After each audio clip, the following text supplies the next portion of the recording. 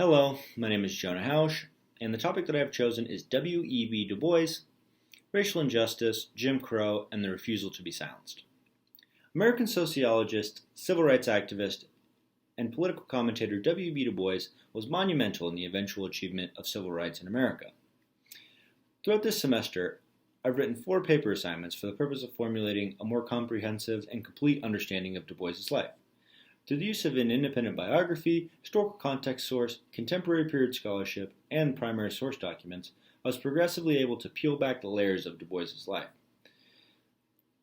This gave me a deeper analysis and further explanations regarding his experiences and their relationship to his desire for an abrupt end of progressivism and equality for all people.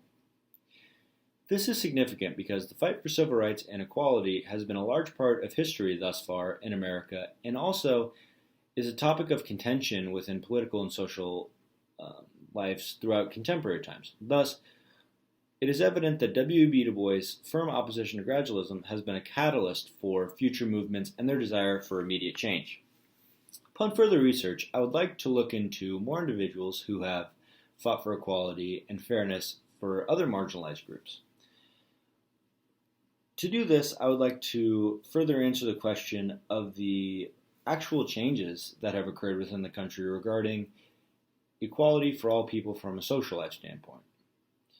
This could be answered through my future capstone research, as I would like to use the population of Midland University for the purpose of discerning the progress that has been made from an equality standpoint. Next, let's go into my historical figure selection, which, as you know already, is W.E.B. Du Bois.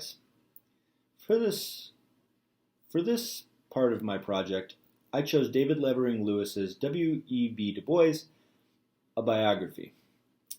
I selected Du Bois because I felt he was one of the unsung heroes of equality throughout American history. Further, I selected this text because the author won a Pulitzer Prize for writing it, so I figured that it had some pretty good information.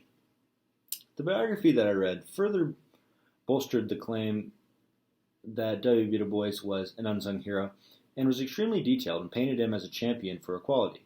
That being said, the biography tended to overdo the emphasis of Du Bois as a hero to the point of neglecting to maintain the information level as Du Bois began to oppose the Civil War, capitalism, and patriotism in general. I believe this is done for the purpose of exclusively showing him in a good light. As I progressed through my research, I viewed the succeeding sources through the lens of the biography that I read. This was especially helpful in contemporary scholarship sources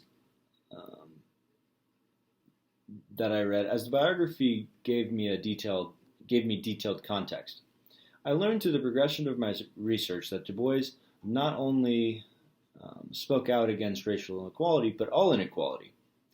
Whenever Du Bois was faced with a way to fight for those who were being treated unfairly, he took it. I believe this is a lesson that needs to be carried into contemporary issues. If one sees injustice, fight against it. Next, I looked into Michael K. Honey's To the Promised Land, Martin Luther King and the Fight for Economic Justice. This source gave me very good information regarding the life of Martin Luther King during the heart of the Civil Rights Movement. It also gave me specific details of the daily life of an African American male during these times. This was filled with obstacles, trials, and tribulations that Martin Luther King experienced, as well as changes that occurred between the early life of Du Bois and that of King. This source served as a supplemental piece of understanding of the daily life of a minority leader, and also showed Du Bois' hard work as MLK's partnership with the NAACP for the purpose of galvanizing support in support of the movement was a luxury that Du Bois was not afforded, as he was one of the founding members of the NAACP. That being said, this source is missing the voice of a black woman who, at this time in society, was struggling with both systemic racism as well as overt sexism in the United States. Without the voice of a black woman, we are neglecting half of the population who is desiring and fighting for equality.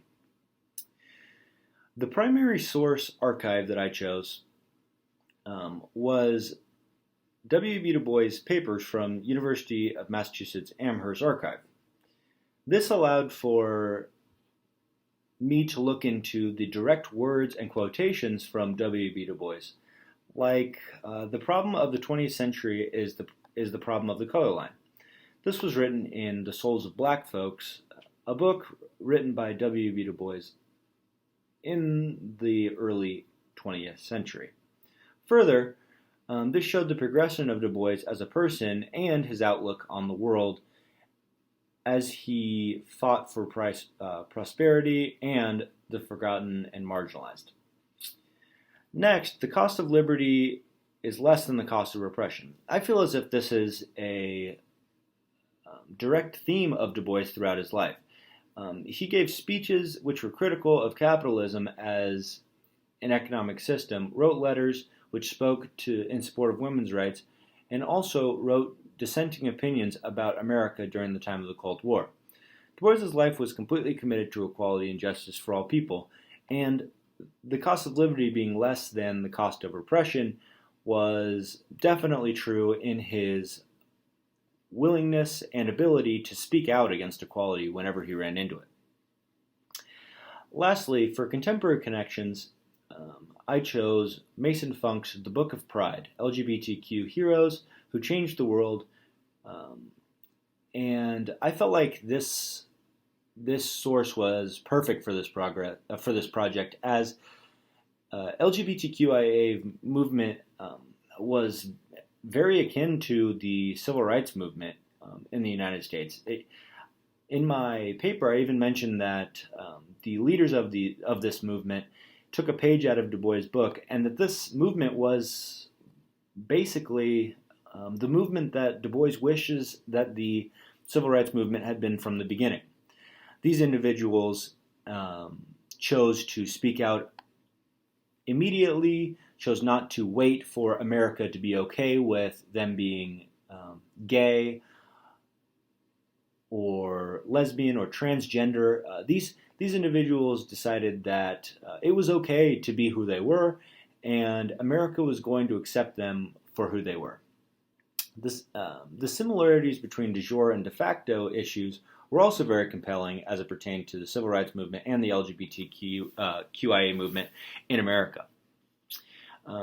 It seemed as if legislatively LGBTQ members were equal, much like civil rights, much like African Americans were equal, but from a social standpoint, that seemed to be lacking. These similarities in galvanizing the public and shifting the narrative also hearkened, in my mind, ideas of the civil rights movement. While they did not explicitly state that Du Bois in the text, they did allude to leaders of the past who were monumental in the believing of the LGBTQ movements that change was possible in America. I believe that no specific names were mentioned as to not omit anyone important, knowing the impossibility of an exhaustive list of changemakers in society.